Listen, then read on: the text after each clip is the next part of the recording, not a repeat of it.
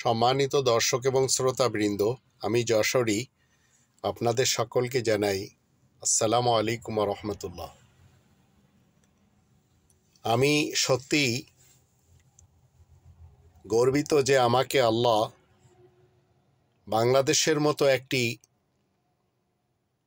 দেশের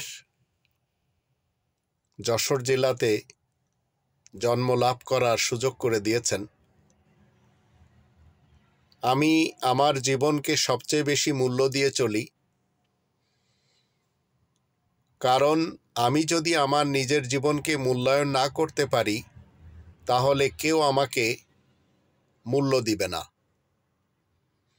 আমি আমার ব্যক্তিত্বকে 1000 টাকার নোটের মতোই মনে করি, যে নোটটি আমি যদি আমার গ্রামের সবাইকে বলি এই নোটটি কে নিবে, সবাই বলবে আমরা সবাই নেব। এই 1000 টাকার নোট যদি আমি মাটিতে ঘষে আবার বলি যে এখন কে নিবে, সবাই বলবে আমরা, একে একে বলবে আমরা নিব। আবার যদি এটিকে আমি মুচড়িয়ে নিই, দুমড়ায়ে নিই, তারপরেও যদি জিজ্ঞেস করি এই নোটটি কে নিবে, সবাই একই কথাই বলবে আমরা নিব। তো এই 1000 টাকার নোট যখন ফ্রেশ থাকে তখনও তার মূল্য থাকে 1000 টাকা। তদ্রূপ যদি সেটিকে কসলানো যায় অথবা মাটিতে ধুলোবালি লাগিয়ে নেওয়া হয়, তারপরেও সেই 1000 টাকার মূল্য 1000 টাকাই থাকে। তো আমি আমার জীবনকে মূল্য দিতে শিখেছি। ছোটবেলা থেকেই পড়াশোনা করে ফাঁকে ফাঁকে কাজ করেছি এবং মায়ের কাছ থেকে 4000 টাকা নিয়ে বেরিয়েছিলাম, আর সেই মাকে এবং সেই মায়ের সন্তানদেরকে লক্ষ লক্ষ টাকা আমি দিয়েছি।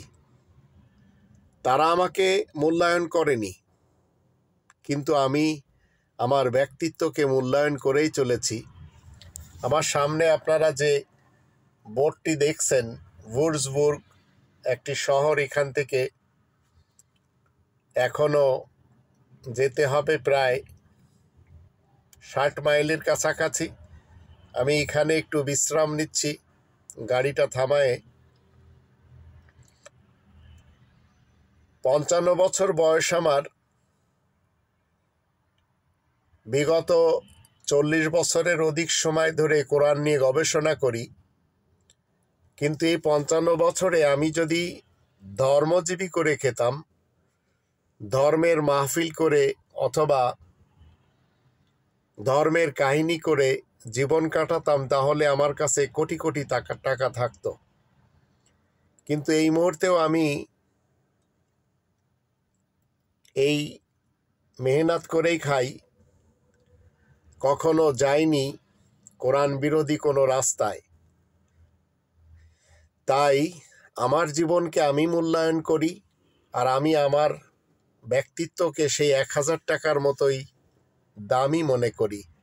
যে টাকাটি পুরাতন হয়ে গেলেও একই মান থাকে, যে টাকাটি মাটিতে পড়ে গেলেও একই মান থাকে, যে টাকাটি টাটকা থাকলেও একই মান থাকে। তো আমরা যদি সবাই নিজেদের ব্যক্তিত্বকে মূল্যায়ন করতে পারি, আমাদেরকে পৃথিবীতে কেউ হারাতে পারবে না। তবে যারা মূল্য দিবে না, বুঝতে হবে তারা সবাই স্বার্থপর, সে যেই হোক না কেন।